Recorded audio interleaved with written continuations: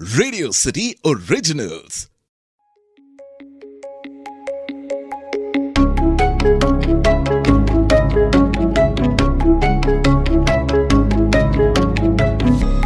Unsolved Murder Mysteries.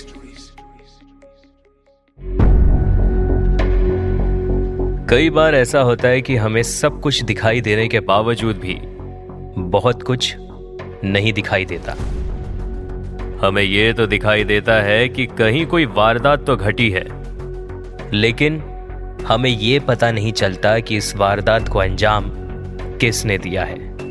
ऐसी ही कुछ कहानियों को रेडियो सिटी लेकर आया है एक पॉडकास्ट सीरीज में, जिसका नाम है अनसॉल्व्ड मर्डर मिस्ट्रीज।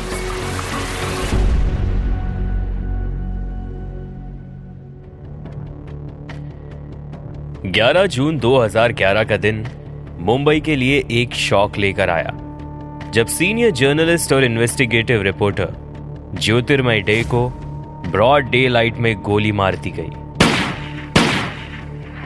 उनकी मौत ने मीडिया, लॉ एनफोर्समेंट और पब्लिक को एक अनसॉल्व्ड मिस्ट्री के सामने ला खड़ा किया। ज्योतिर्मय डे, जो अपने फियरलेस जर्नलिज्म और अंडरवर्ल्ड के ऊपर रिपोर्ट्स लिखने के लिए मशहूर थे, एक समय तक मुंबई के मोस्ट रिस्पेक्टेड क्राइम रिपोर्टर्स में से एक थे।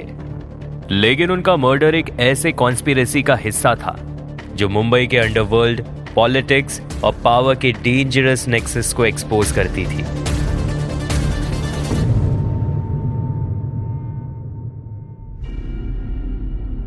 ज्योतिर्मय डे एक अकम्प्लिश्ड जर्नलिस्ट थे जो अपने इन्वेस्टिगेटिव जर्नलिज्म के लिए जाने जाते थे। वो अंडरवर्ल्ड और मुंबई के ऑर्गेनाइज क्राइम को एक्सपोज करने वाले आर्टिकल्स लिखने के लिए मशहूर थे।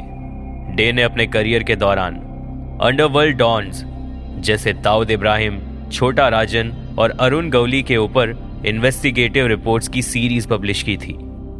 उन्होंने मिड डे जैसे प्रेस्टिजियस पब्लिकेशन के साथ काम किया और मुंबई के अंडरवर्ल्ड की काली दुनिया के ऊपर कई एक्सक्लूसिव स्टोरीज लिखी।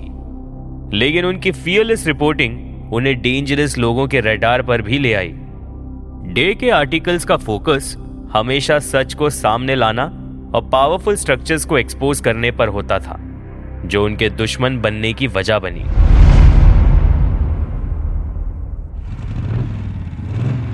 ग्यारह जून 2011 की शाम ज्योतिर्मय डे अपने घर वापस जा रहे थे। तब उन्हें मुंबई के पवई एरिया में उनकी बाइक पर टारगेट किया गया। दो मोटरसाइकिल्स पर आए अटैकर्स ने उन्हें 7 गोलियां मारी।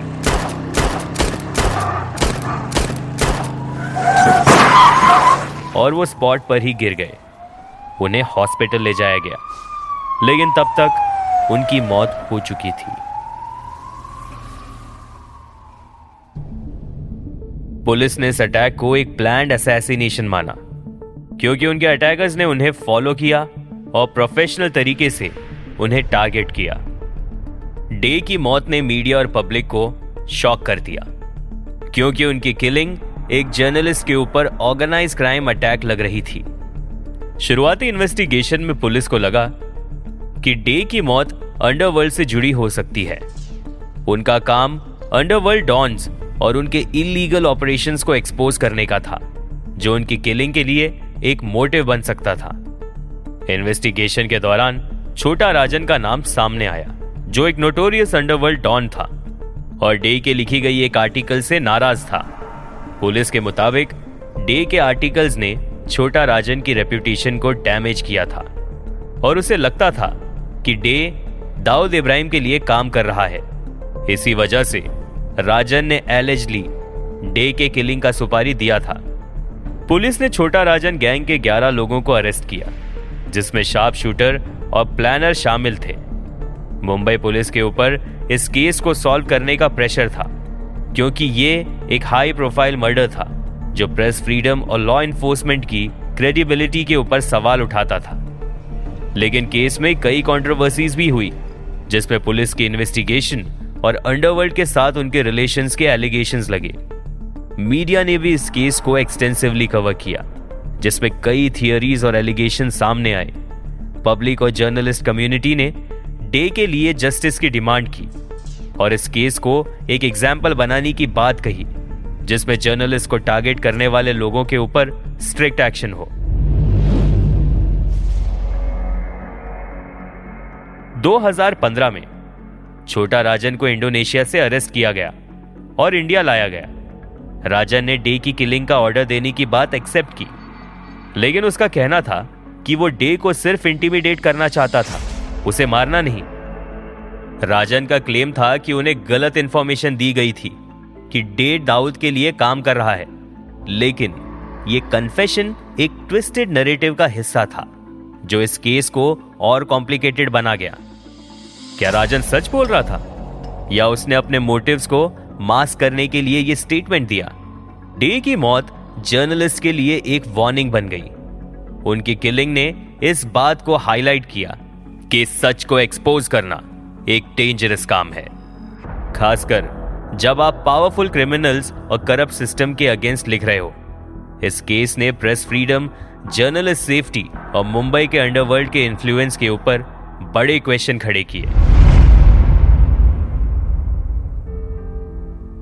इस केस में कई सवाल अभी भी जवाब का इंतजार कर रहे हैं। क्या ज्योतिर्मय डे की किलिंग का असली मास्टरमाइंड छोटा राजन था? डे के आर्टिकल्स ने अंडरवर्ल्ड और पॉलिटिक्स के बीच के क्या कनेक्शंस को एक्सपोज किया था? मुंबई पुलिस की इन्वेस्टिगेशन में जो गैप्स थे, उनका क्या जवाब था? 2018 में मुंबई की स्पेशल MCOCA कोर्ट ने छोटा राजन और उनके 8 एसोसिएट्स को डे की मर्डर कॉन्स्पिरेसी में गिल्टी पाया और उन्हें लाइफ इम्प्रिजनमेंट की सजा सुनाई। लेकिन यह केस अब भी एक अनसॉल्व्ड पजल जैसा लगता है, जिसमें मोटिव्स और कॉन्स्पिरेसीज अब तक क्लियर नहीं है। ज्योतिर्मय डे की मौत सिर्फ एक व्यक्ति की ट्रेजेडी नहीं थी, बल्कि एक ऐसे सिस्टम का रिफ्लेक्शन था जिसमें सच बोलने की कीमत मौत होती है। डे के लेगेसी उनकी फियरलेस जर्नलिज्म और सच को सामने लाने की कमिटमेंट में जिंदा है। क्या कभी इस केस का पूरा सच सामने आएगा या ये सिर्फ एक अनसॉल्व्ड मिस्ट्री बनकर ही रह जाएगा? जो भी हो, ज्योतिर्मय डे की कहानी एक यादगार है जो प्रेस फ्रीडम और जर्नलिज्म की इंपॉर्टेंस को रिमाइंड कराती रहेगी। आप सुन रहे थे unsolved murder mysteries only on radio city podcast.